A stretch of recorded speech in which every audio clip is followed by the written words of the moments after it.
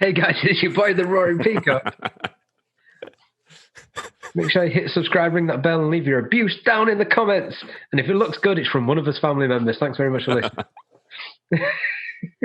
The following podcast contains some strong language and some very average opinions. Any references to actual people are wildly inaccurate. It's probably best if you don't listen at all. The Roaring Peacock Podcast.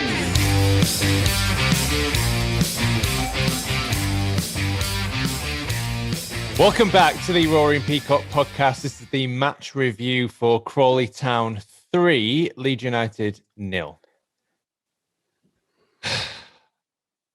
Welcome to the What the Fuck podcast. Today, we've got Barney and Adonis and me, your resident riot badger. What the fuck? We're asking today. What the fuck were them substitutions? What the fuck is a Kiko Casilla?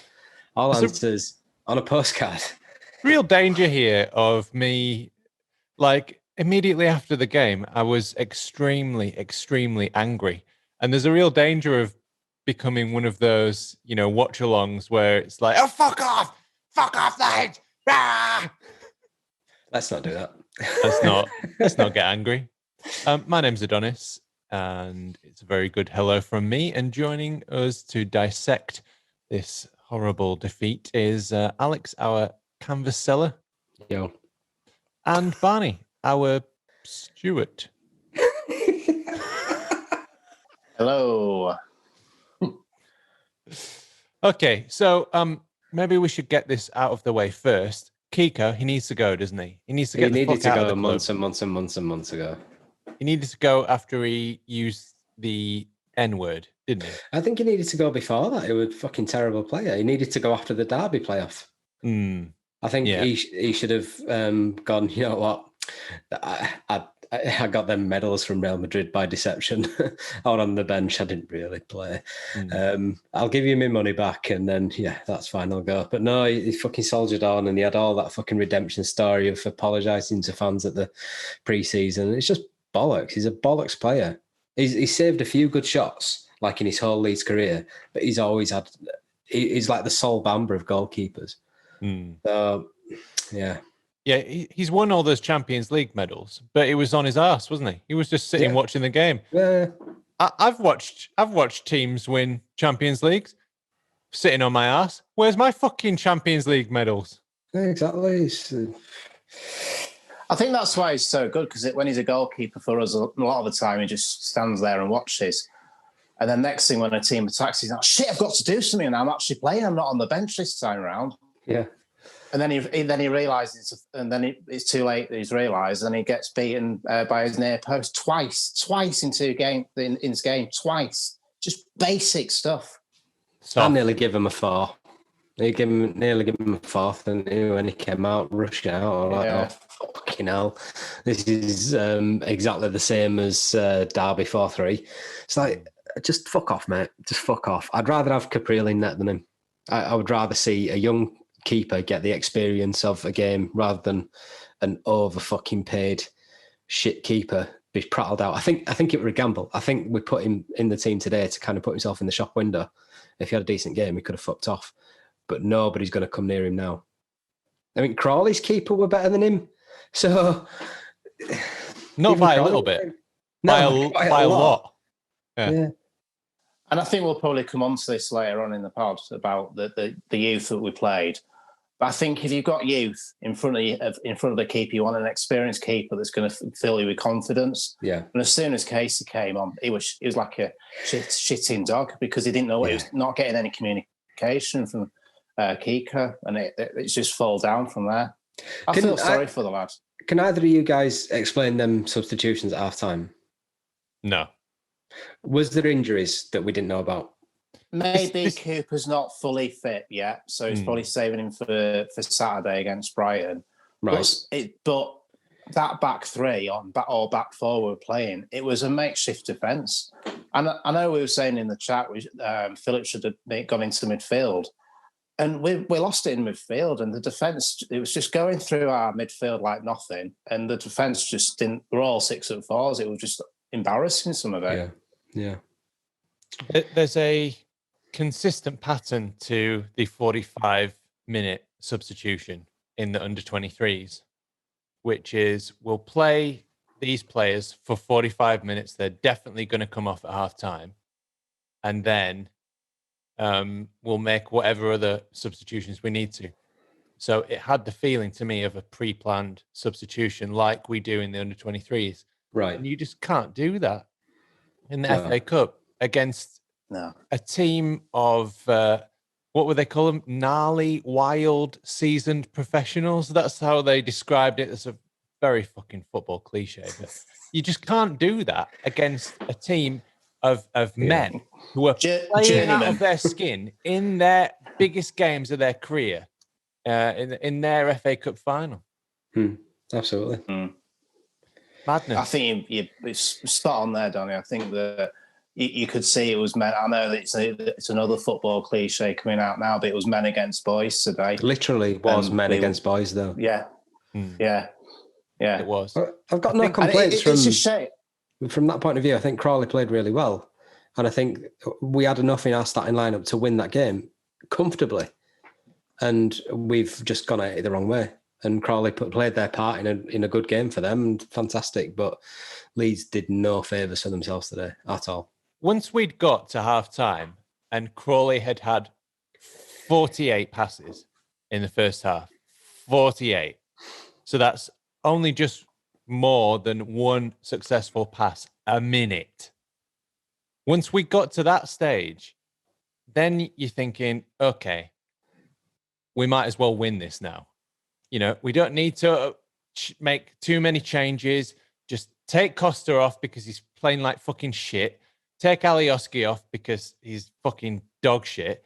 And he was losing his rag early, wasn't he, Alioski? Really losing his rag. Yeah, and get Rafinha on, somebody else. But what he's done is he's experimented again with Harrison as a number 9, and he's not a number 9. I'm not even convinced Bamford is. No. You know what I mean? Like, I don't even know if we have a number 9 at the club. We do. He's called Ryan Edmondson. He's probably the only number 9 that we've got. So that's damning, isn't it? So. Is Greenwood a number 9? I mean, that's why I'm not on the youth pod. If you haven't listened to the youth pod, listen to the youth pod where people know what they're talking about. He's played as a number 9, isn't he, in the London 23s, but I think naturally he's a wide player more than the out-and-out number 9, you would say, anyway. How many players do we currently have playing in the position that is their natural position? I don't think we've got that many, have we? Rodrigo's playing, well, apart from today, Rodrigo's playing in mid. He's a centre-forward. When you've got Pablo not at his best, trying to make things happen, but it's not working out for him. He's over-hitting it or under-hitting it, or it's going straight to a defender. And he's donating balls to the local Crawley youth by skying them over the whole fucking stadium. Free ball for everyone. Free ball for you. Free ball for you. And he's the central midfielder, the one who's pulling all the strings, who's in that kind of click role. It all falls apart, doesn't it? I mean, you were playing that song earlier on your acoustic guitar. Bum, ba-dum, ba-dum, bum. We can dissect it, but at the end of the day, this is an embarrassment, isn't it? Yeah. This is added to the list of embarrassing FA Cup matches. That I think someone said we've become a banter club, and we've always been a bit of a banter club, to be fair. But I thought with Marcelo it was gonna change, and I would hate for us to get back to Leeds and do COVID testing in a few days and found out we've picked up. Oh Jesus! Could you fucking imagine? Because that was not worth it. And lose 22 players. Not worth it. For me, like you're saying, we had the players that we should have won that game. And it's a real disappointment because some players had a chance to step up and have a chance to be picked, just to be on the bench in the first team. And when we lost against Hull in the Carabao Cup, Bielsa and the club was shocked how we were knocked out of the cup then. So I think maybe we might see some signings in January where we were going to see some signings. I think we're going to see a lot of players going out on loan because they need that experience, because they're not going to get it. It just shows today an under-23s game is completely different to a FA Cup game against a League Two side that they've already been playing pretty well anyway in the league, haven't they? So they're high on confidence there. I can't remember if I've said this on the pod yet, but I've played reserve team football, and when you do play in reserves, you've got injured players coming back, you've got young players who are like under 18s, 19s coming into the team, and you never ever got a regular starting lineup, and that is so difficult to build any sort of cohesion, communication, chemistry. People don't know where the other players are going to be. So when you want to develop young players, you've got to add them slowly, one by one, to a very settled team. And you can see how much that, I think it just goes back to the substitutions at halftime. You know, it just ripped out the spine of the team, getting rid of a Cooper especially. I mean, without Cooper, it's who did we have at the back? You know, we've got some young lad, Phillips, and who's a defensive midfielder, albeit he was a central midfielder for most of his career. And Bielsa's done a wonder to turn him into one of the best defensive midfielders in the country. But then you've got this fucking madman with biscuit fingers sat behind him. Like, I don't know what the fuck Kiko did at halftime, but he's obviously he's got fucking crack cocaine. He's a fucking crack cocaine addict or something. He's skittish and he loses his shit. He's been sniffing the Sharpie that he grows his beard with. That's it. That's it. What is that all about? Yeah. He's got Sharpie fluid underneath his gloves, and that's why he's sniffing it the whole time. Ah! This is my ball. Ah! Just bastard. No, he's done now. He's done. Let's make a loss. I think we've got £1 million in him in the transfer, haven't we? And then countless millions in wages. Just fuck him off now. Just get rid. Rip off his fucking contract. Yeah. I mean, that game isn't solely down to Kiko Casilla. No. It isn't solely down to Kiko Casilla, but at least the rest of the team have got space for development. He's not going to come back from this. Yeah. So that needs to be the full stop on his Leeds career. That's it. That has to be it. I mean, surely even the racist cunts in our fan base must be crying for him to leave now. They were all defending him before, all the fucking flag nonsense. Oh, yeah, we're Kiko, you're just saying that because blah, blah, blah. No, it's time to go. You can't play football, mate. Fuck off. I don't think that people can change their minds so easily. I will do a scroll through Twitter, and yeah, there definitely will be people who'll still be supporting him. Oh, dear. I've tried. I'm always trying not to get angry. Happens, doesn't it? Leeds does this to you. We've been here many, many times. I'm not that bothered that we're out of the cup. Like, no. As I said, you know, I wouldn't have minded, you know, if we'd have lost 1-0 and Michelle Keegan's fella scored at the back post. I'm not bothered. I'm really not bothered about leaving the cup. But the fact that we just turned up, played like that, and have gone out 3-0, and now we've got to deal with football Twitter with their fucking accounts like fucking Fancy Fernandez just saying that we're a banter club, cry more, blah, blah, blah. It's a tiring fucking week to deal with that bullshit. And the sooner schools go back, the better. Because at least they don't have the phones then. And like, we'll have 8 hours of normal Twitter with people calling each other cunts and getting banned for it.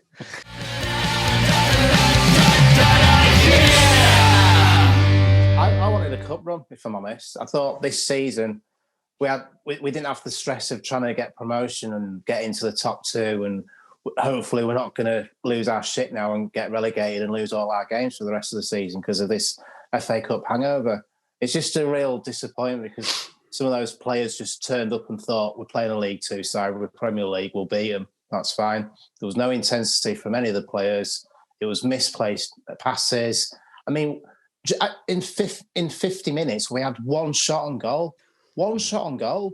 That's not even that's not a Bielsa side that we're used to. None of that was a Bielsa side that we're used to, or a Leeds side that had the intensity, wanted to fight for the ball, press all the time. It was embarrassing. And you're right, it's just going to be stupid dickheads on Twitter saying banter clubs. And that fucking guy from Villa, or whatever he's called, who played at Villa. Gbonlaha. Yeah, putting stupid pictures on. I don't even follow the dickhead, but thought he's seen it on my timeline. Fuck off. The thing is, we are basically his pay dirt. So him tweeting about Leeds gets him more engagement, which gets him more appointments on TalkSport to talk shit. Yeah. So we're essentially playing right into his hands by reacting to that prick. Yeah. And he still doesn't have a blue tick either. I think you hit the nail on the head there, Alex. It's like, I didn't care about the cup. I don't want a cup run during a global pandemic. I think that's just madness and just dangerous to go to all these fucking shitty little places that don't have the facilities, and they're going to lie about positive COVID tests to try and get through to the next round because it earns them some money. Allegedly.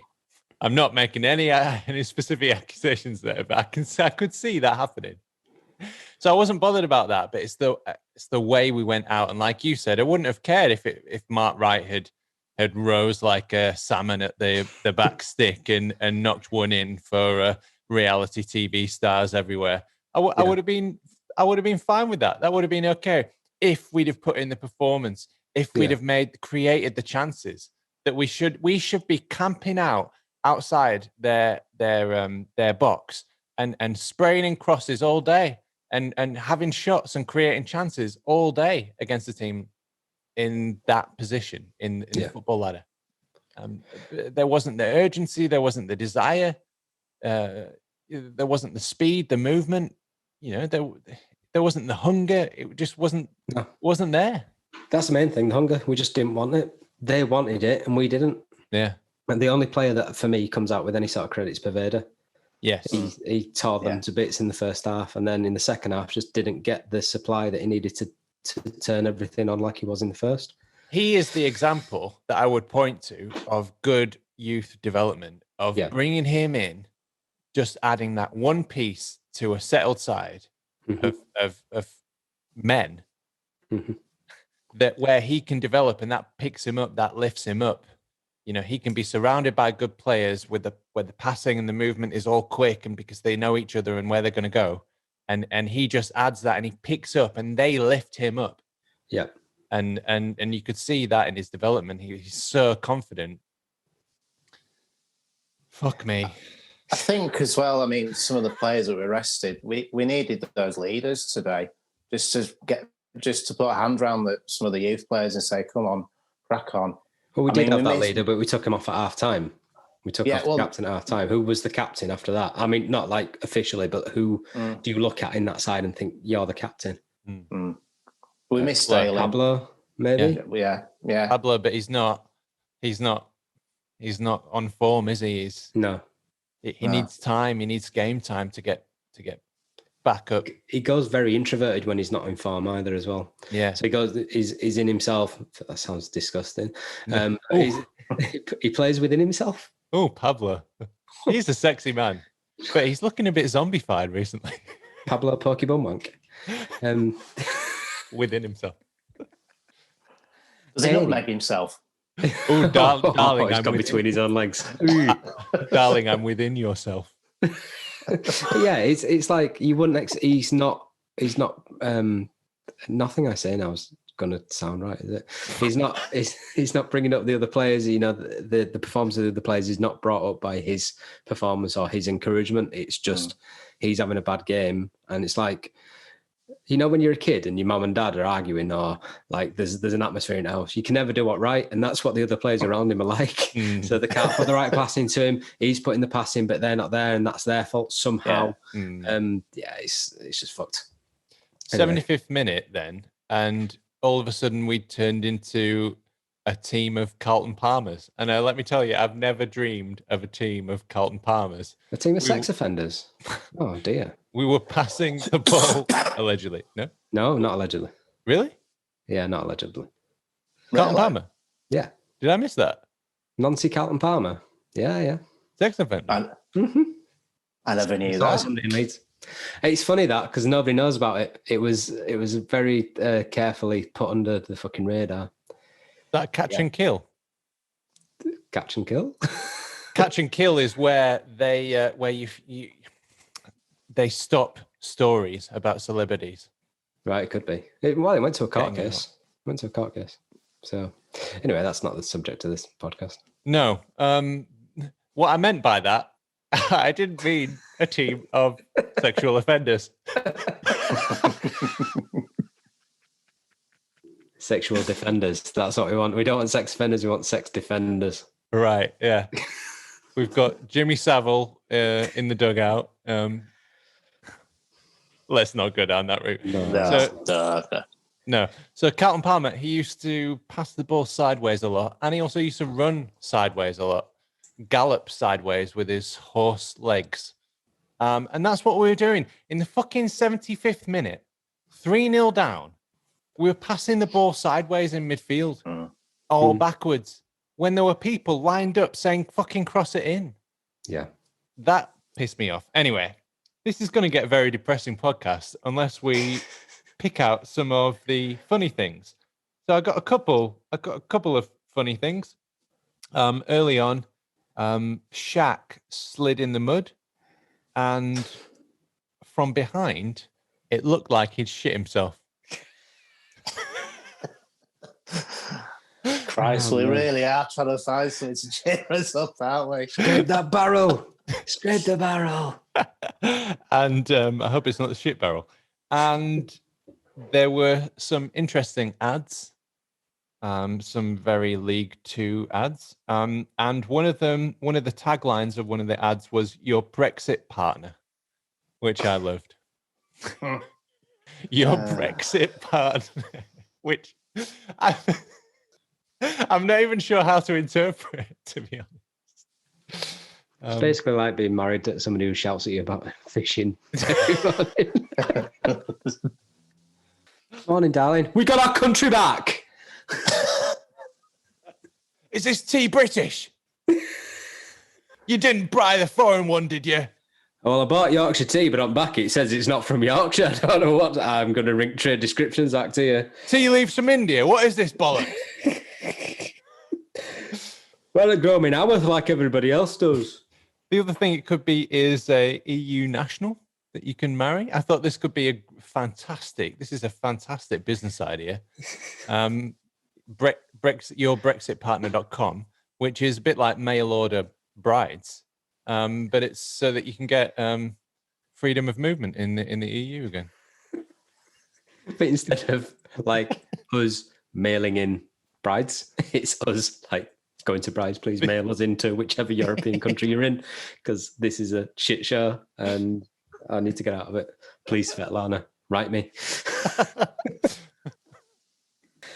Oh, fucking hell. What have we got to look forward to?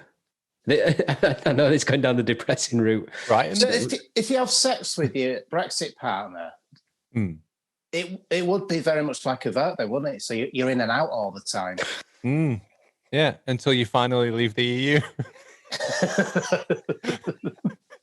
EU.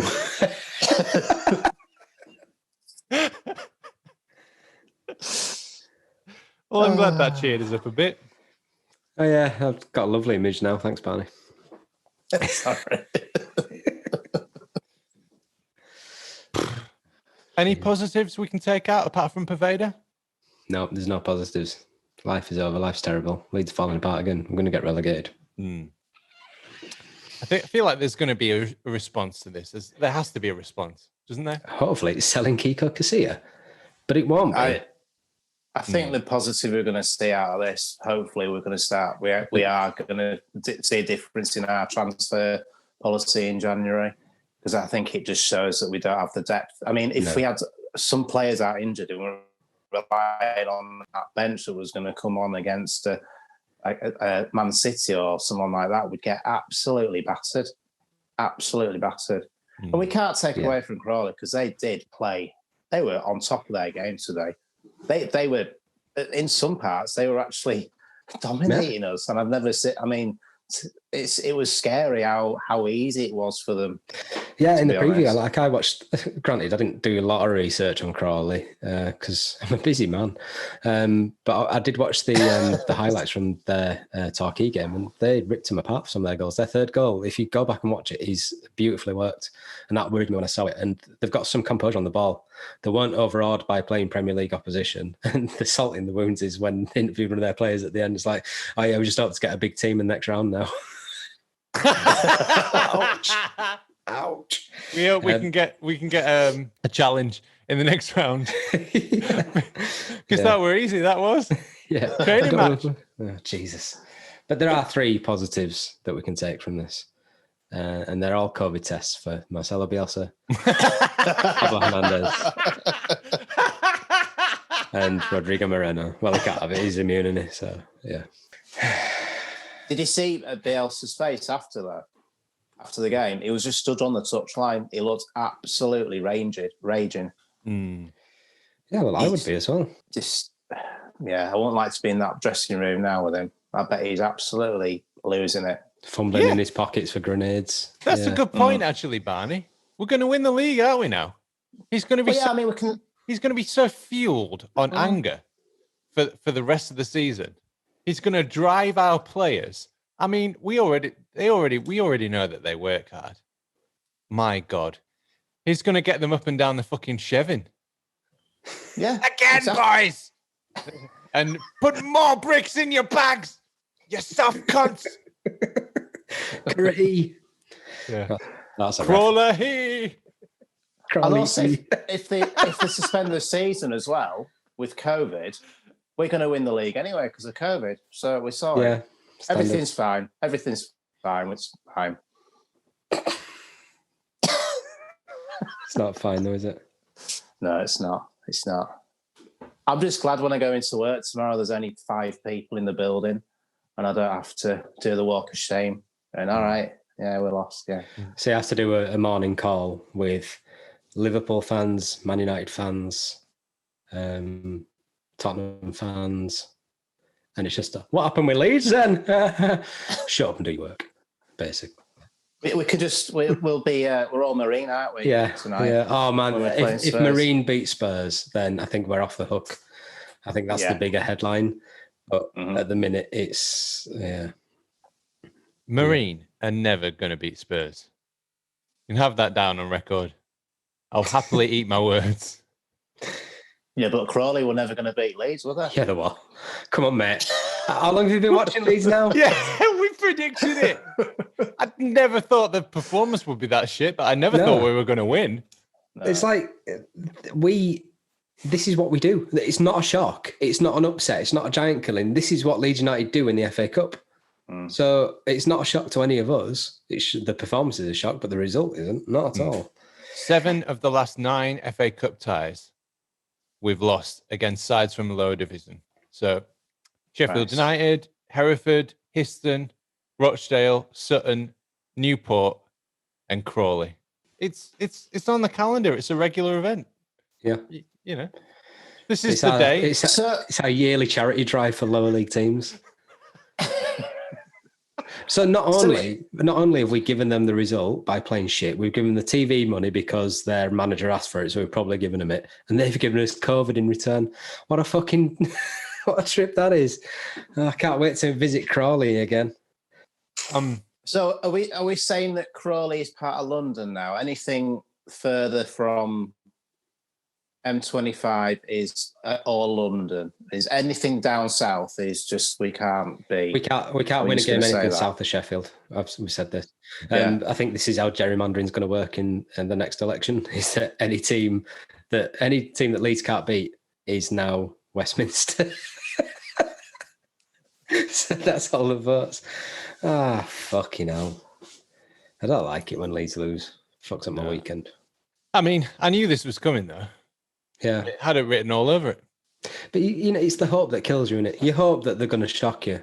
I'm gutted I didn't put a bet on because I knew we were going to get beat. And I was scrolling through on the preview to put a bet on, and I didn't because I couldn't find it. And now I didn't, and I'm out of money. So I'm gutted. I've never bet before in my life. And I said that on the preview. Yeah. And I said, even I would bet on Crawley to win this game. Yeah. It's just the way that it happened. So, fucking hell. I mean, the next game is Brighton. They need to fucking get their act together before then and get rid of fucking Kiko Casilla. That's my final thoughts. Alex, let's wrap this show. I know if COVID does ravage the squad, I know one man who will laugh riotously about it. That's all I'm saying. Oh my God. There are things that don't make the edit. Let's just say that. And it wasn't me. It wasn't us. It wasn't either of us. I can assure you of that. I would tell you if it was us. Barney? Yeah. Nah, I'd knock out. I just want to be in a dark room now and just rock myself back and forth. Okay. Just, yeah. Welcome to our descent into oblivion. Okay, let's call that there then. Thank you for listening to the Roaring Peacock match review. The famous giant killing against the mighty Leeds United. We'll be back very shortly with some more of our dribble. So you can look forward to that. Why not subscribe? Oh, don't bother. Very good bye from Barney. Leeds are falling apart again. Copyright strike. Boom. Very good bye from Alex. And if we get 500 likes on this video, we'll try to be positive in the next game. No, we won't. And it's a very good bye from me. Epstein didn't kill himself. Most of our stats come from LUFC Stats or LUFC Data on Twitter. You should probably give them a follow as they're more interesting than us. A very special thanks to Adam Warner, Barney Stuart, Cookie, Ewan and Howard Metcalf, Josh Pearson, Laura, Leon and Rob, The Light Show, and all our family and friends. So many